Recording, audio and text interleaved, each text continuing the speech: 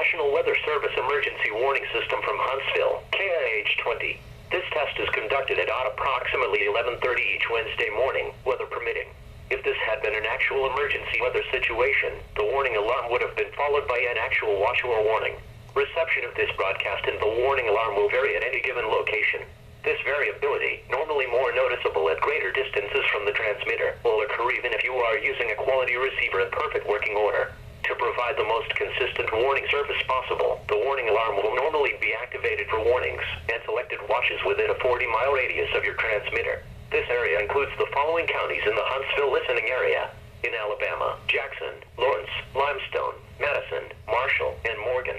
In Tennessee, Lincoln, and Giles. This concludes the weekly test of the warning alarm system.